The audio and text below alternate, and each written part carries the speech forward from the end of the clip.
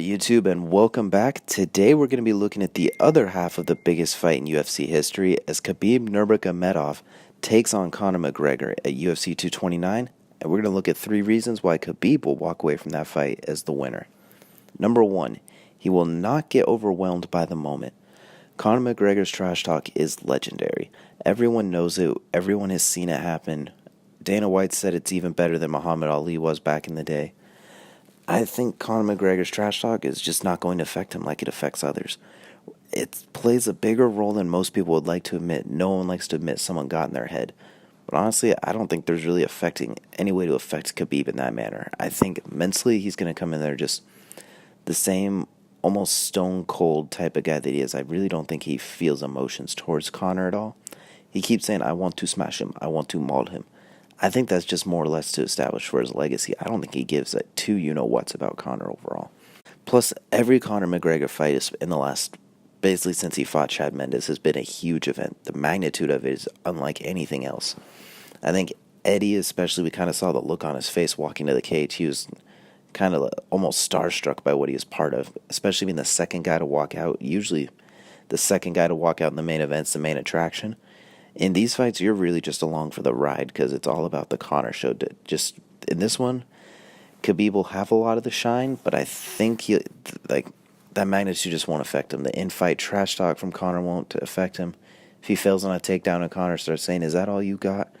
That's not going to get into his head. He's just going to continue going about his business, and I think that'll play a bigger role than people will expect. Number 2, he can control the fight to win. His normal plan is to maul and smash people. He likes to get them down and try and TKO them and just run right through them.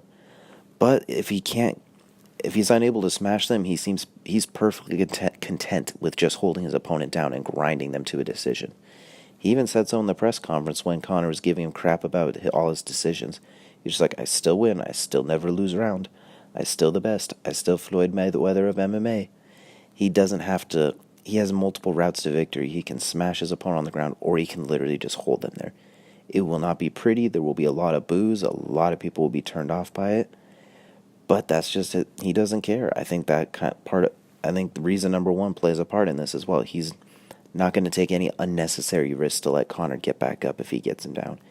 He has really, really good control, but I don't think it's his best attribute. We saw Abel Trujillo. He took Abel down 21 times. That means Abel got up probably, at least 18 times minimum.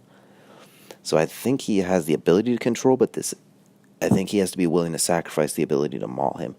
We saw it against Al Iaquinta a lot. He didn't really wipe him out early like was thought, and he kind of coasted the rest of the way. He was really smart about it. He's a very intelligent fighter. And number 3, he is fully aware of his skill set. Everyone knows about his ability to maul people. We talked about it in the first part. We've talked about it the entire video so far, and everyone likes to talk about, he's gonna take Conor down and smash him. He's just way better.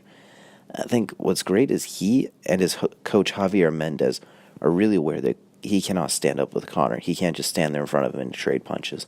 Javier even said, we will not stand with him. We've seen him do it a little bit, like in that second half of the Al Iaquinta fight, we saw him try and box him up a little bit. I think he tends to always go back to his game, though, if he's not having success that he wants. His fight with Michael Johnson, we saw him stand a little bit longer than I thought with Michael. He was kind of circling, letting Michael throw shots. And then Michael landed that big shot that everyone talks about. I think Khabib was a little hurt. I don't think he was totally rocked, but I think it definitely hurt and kind of threw his wits off a little bit. And right after that, what does he do? He tucks his chin and closes the distance and takes him down. I think this fight, he's not going to try any of that. I think he's going to do a lot of what he did against RDA, where he's just going to come forward and try and get a hold of him and get him to the ground. Alan Barbosa did test his stand-up a little bit more than I think he would have liked, but at least with Barbosa, they were mostly leg kicks. And I think unless you basically kill the muscle in the leg, Khabib's just going to be able to survive those. As good as Barbosa is a kicker, as well-placed, as powerful as they are, it's going to be hard to kill Khabib with leg kicks. I think it's a good tactic to try and slow down his shot a little bit. But Barbosa didn't really have much standing up. Barbosa was throwing those wide leaping hooks, so Khabib felt pretty comfortable testing him a little bit early before he got him down. And once he wore him down, Barbosa's offense was pretty much gone. And I think Khabib is aware of that. Like, his stand-up's at his best when he wears the other guy's arms out. So if he gets Conor down in the first, and even the second, say it goes to the third, I think he'll start to maybe stand a little bit with him just to try and make a point. He even said in the press conference, I will play with him.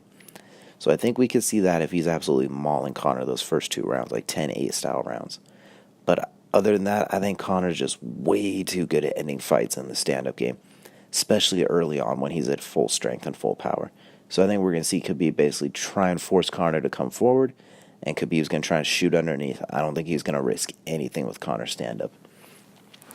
Either way, I am excited for this fight. I think this fight is going to have everyone on the edge of their seat. It's going to be so much fun. You have such big contrasting styles, personalities, ways of life, all of it. It's really a perfect storm and a perfect story, and I can't wait.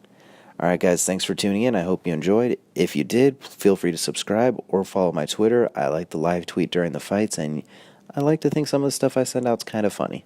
All right, thanks for tuning in.